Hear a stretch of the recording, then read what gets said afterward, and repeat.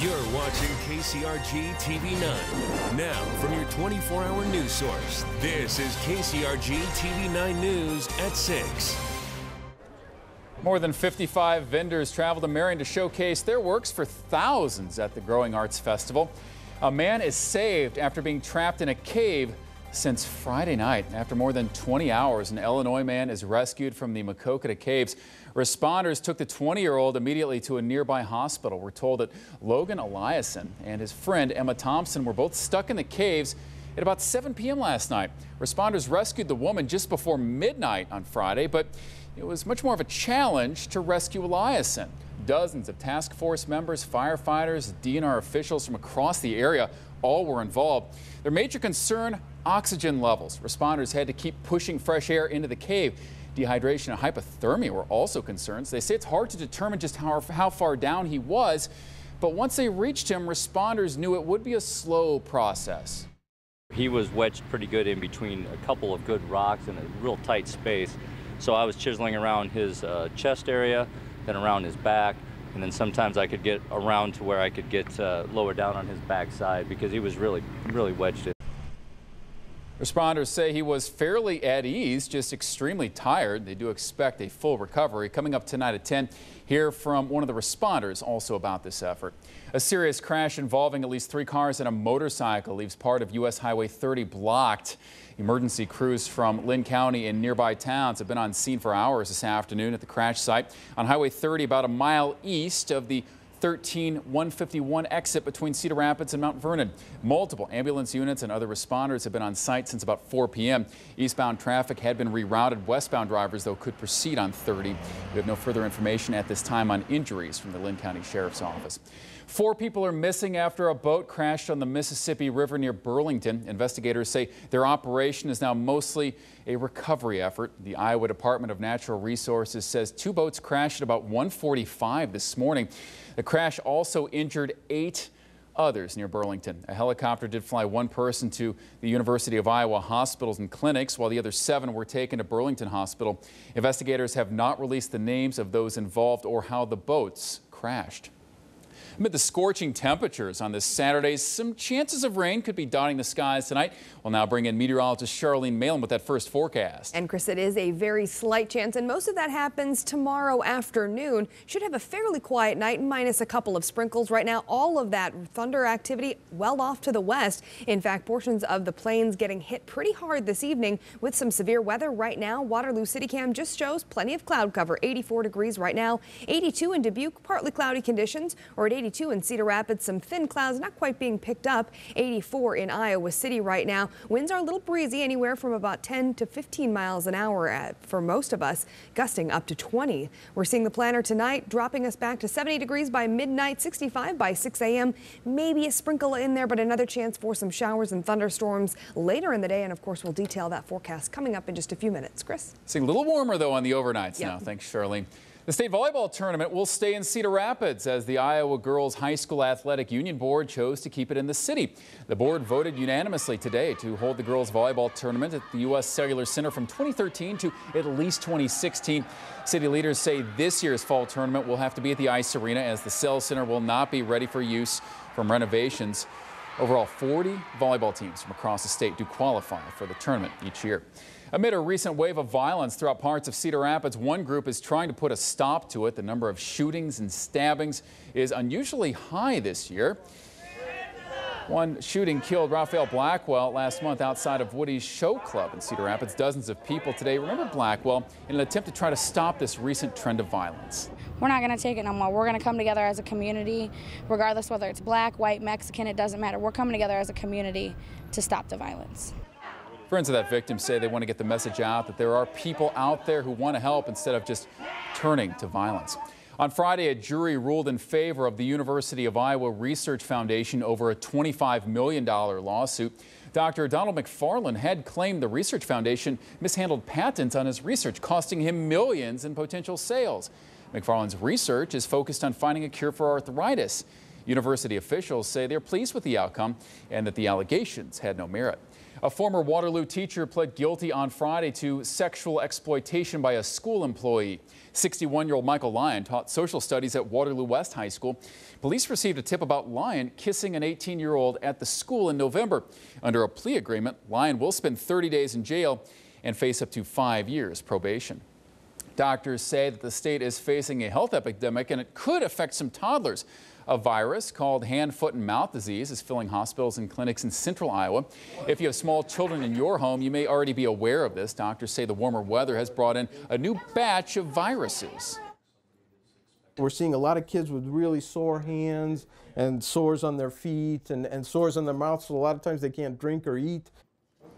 Doctors say to prevent the virus, do clean those hands and also the kids' toys with sanitizer because that's where the virus can fester.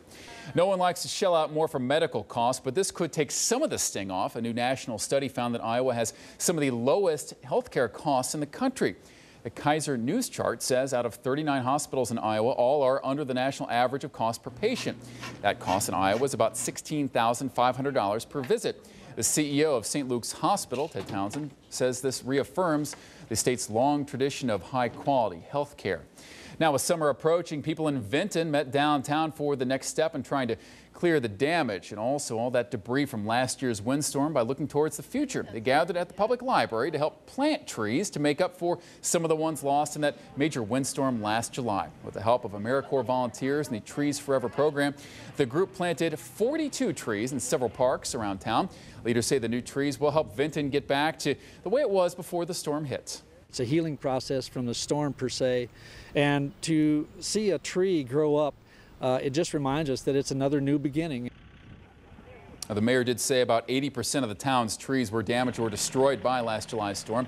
The mayor also says they do have some storm wood on a public lot on West 4th Street that remains free for the taking. Showing their skills off in Marion. Plenty of people were out doing this on the Saturday morning. We take a deeper look at the Marion Arts Festival that drew an impressive crowd. And in sports, all the updates from Des Moines for the state track meet. Stay with your 24-hour news source, KCRG TV 9. Live from your 24-hour news source in high definition, Chris Earl, Charlene Malin, and John Sears. This is KCRG TV 9 News at 6. From paintings to sculptures, the Arts Festival is the ideal opportunity for all types of art to get their showcasing. Impressive numbers in Marion, about 16,000 people strolling through town for the Marion Art Festival. Warmer temperatures, a bit muggy out there today to welcome the crowds for this event. KCRG TV 9's Nadia Crow shows us how the artists also had the chance to offer up their artwork. I know, I love these things. It really is a passion. I love painting, you know. Iowa City oil painter Becca Ash got the opportunity to share that passion with thousands of people during the Marion Art Festival Saturday. Any opportunity that I can meet new people or show my work to more people, it's a good thing.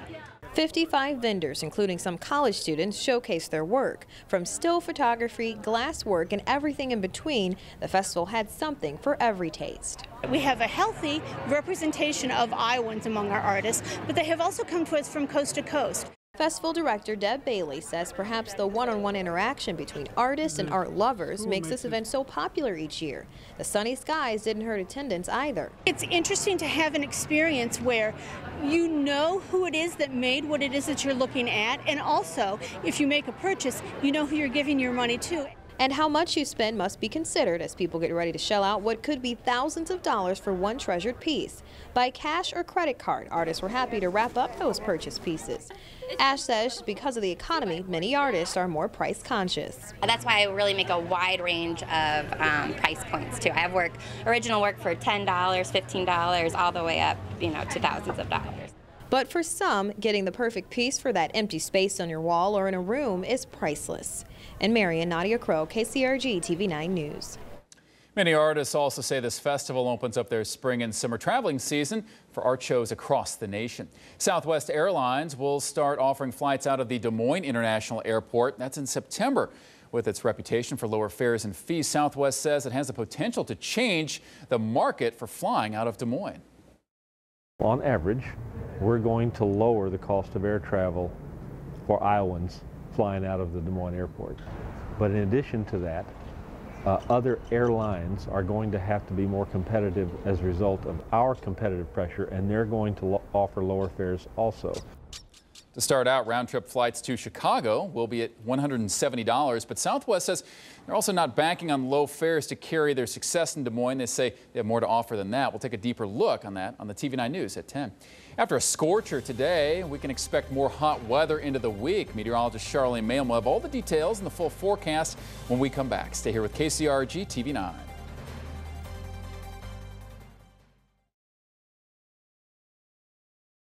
Vibrations.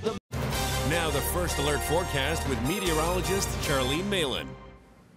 And it definitely was a blustery day across eastern Iowa. Winds right now anywhere from about 15 to 25 miles an hour across the area. It was a nice breeze, and it is going to remain breezy overnight all the way through tomorrow's forecast. In fact, take a look at your wind forecast. Tomorrow they'll be a little bit lighter, but still anywhere from 10 to 20 miles an hour.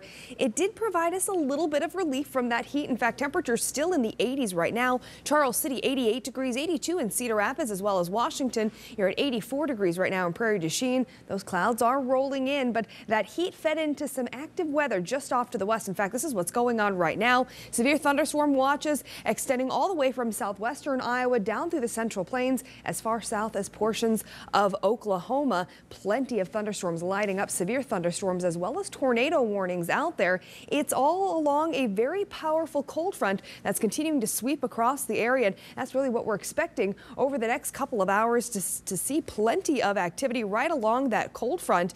And we are going to be in for some quieter weather, though, here in eastern Iowa. In fact, it does look like that front, for the most part, the activity along it will miss us. In fact, Pinpoint Futurecast shows us building the clouds overnight. Expect mostly cloudy conditions all the way through early Sunday morning. But you notice that line, once it hits us, our western counties may see a few sprinkles. But after that, pretty quiet throughout the day on Sunday. An isolated shower or thunderstorm across our far eastern counties. But that's about it. It does look like a fairly quiet and dry day tomorrow. The quiet is the good news, and we'll see quiet conditions all the way through the start of the work week with more sunshine on Monday. Here's a look at your overnight forecast. Mid-60s for most of us. 66 degrees in Iowa City. Increasing clouds. We've pretty much got them right now, but they will thicken up a little bit overnight. Winds from 8 to 16 miles an hour. Highs across the area for Sunday a little bit cooler. In fact, by a good 10 degrees or so. We're looking at 77 degrees in Dubuque. A chance for some scattered storms, especially the farther east you head, and most of those will be toward the afternoon and evening. I do expect most of us to remain dry. Behind that cold front, some cooler conditions to start off the work week. In fact, we're looking at some mid-70s both Monday and Tuesday. For those who are wanting the rain, doesn't look very promising over the next 7 days. In fact, just that very slight chance heading into tomorrow afternoon. Another slight chance next Thursday with a couple showers and thunderstorms, but even that one doesn't look promising. It does look like we're entering a dry period that's going to last for a little while longer. Hopefully not for too long, as we're seeing, but nice to see it being mild, though, to start off the week. Thanks, Charlene. John Sears joins us now as Cohawks with a chance to get to the College World Series. Yeah, I'll let you know if they got it done in Oregon, and plenty of winners on the final day of the state track meet. Scott Sable will have a complete recap next in sports.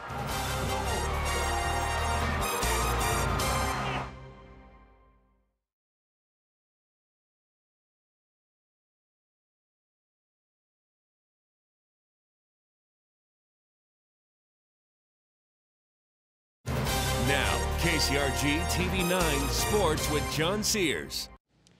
Welcome back. What a week for the state track meet in Des Moines. The sun was out, the weather was perfect, records were broken, and the fastest high school runner of all time capped off a storybook career in style. Scott Sable was there and has it all covered.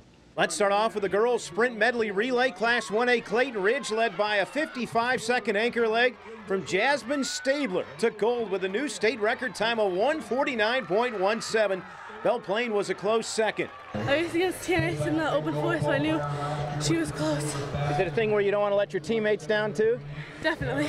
Class 2A sprint medley. Cascade with anchor Abby Meyer took gold. Hudson was second, and Cascade also won the 4x400, which set them up to win the team title. It feels awesome. Not gonna lie, I was pretty nervous for this one, but I knew for my team I had to do it because they got me too greatly. Class 1A 800 Stabler on only 45 minutes rest almost beat Griswold star Rebecca Topham, finishing second in 2:14. Nicole Miller of North Lynn was third. She also helped her team to a 4x400 title. 2A 800, Lindsay Kite of Jessup held off Mariah Carter of Cascade, but Carter came back to win the 1500. You really want to win. You don't want to lose your title. But it was definitely worth it. 3A 800, Anna Holdeman of Waverly Shell Rock finished second, but she also won the 1500. Lauren Benzing of Solon was third in both races. Boys 3A 800, Will Tubal of Mount Vernon with a big kick to win in a time of 1:53. I knew I had some left in me. I was feeling great this morning, and I came out and I just ran my race tonight. Boys Class 2A shuttle hurdle relay, the Dyersville-Beckman team of Hogan, Menson, Bren, and Gassimer took gold, and they were jacked up. Hey, that was good. That was good. Oh my God. Oh my God. 4A shuttle hurdle, City High, Greer, Duarte, Johnson, and Romerman edged rival Iowa City West for the title. Models all year has been just run your race, and we'll be all right. And I mean, that's what we did. Other teams switched their orders and stuff around, but we just stuck to what we could do. Linmar wheelchair athlete Jordan Hotteshell won the 100, 200, and 400 today. That's great. I mean, just hearing the crowd roar as I come across the finish line just boosts my adrenaline.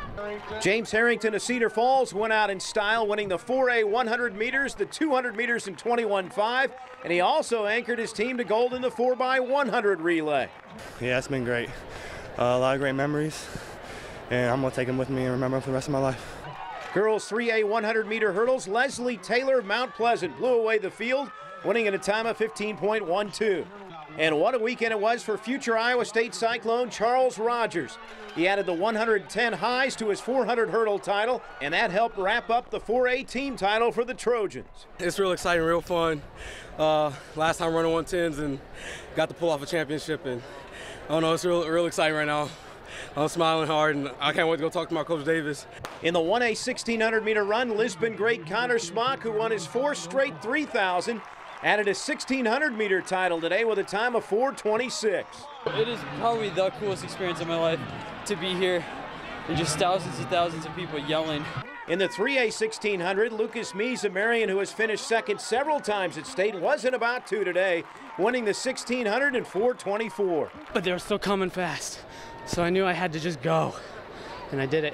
How about the reaction at the end? Well, that was pretty sweet, huh? Oh, man. It's the best feeling in the world. What a day it was for local athletes on the Blue Oval. Scott Sable, TV9 Sports. Thank you, Scott. Here's a look at the team scores. Let's start with the boys, Class 4A. The Trojans of Iowa City West dominated Cedar Falls thanks to James Harrington, finished in second.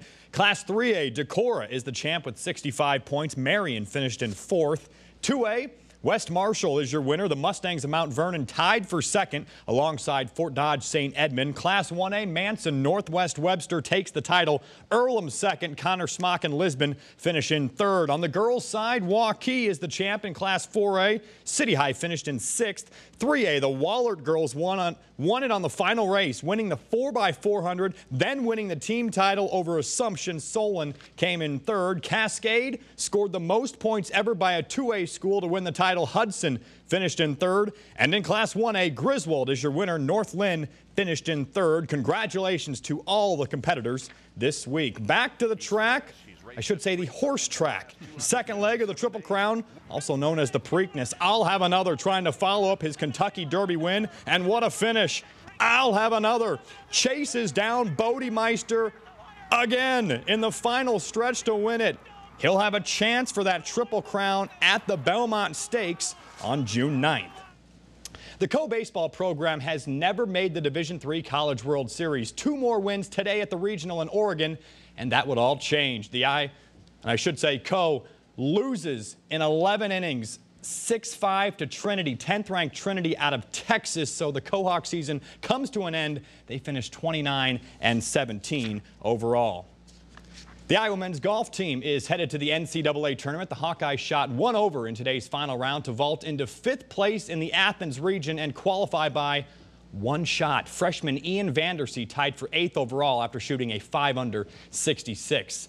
NASCAR Nationwide, Joey Gase qualified 34th in Newton for tomorrow's Pioneer Hybrid 250. Gase clocked in at 127.396 miles per hour. Elliott Sadler had the fastest car in today's qualifying. And if you're in the mood for some baseball tonight, don't forget you can watch the Cedar Rapids Colonels take on the Peoria Chiefs live on KCRG 9.2. Here's a live look at the field as they get ready for the game. First pitch set for 6:35. I'll have highlights tonight at 10 o'clock. And I will be there with the kids. This is the one that when the calendar comes out, they always look for whenever Star Wars night is. Oh, tonight it is Star Wars. They'll all be out. If only they would have the Chewbacca uniforms one of these years. So they might be kind of hot if they did that. I don't know if they could see either. Yeah, it's especially you got to cut the bangs for that. Thanks, John. We'll be right back with Charlene.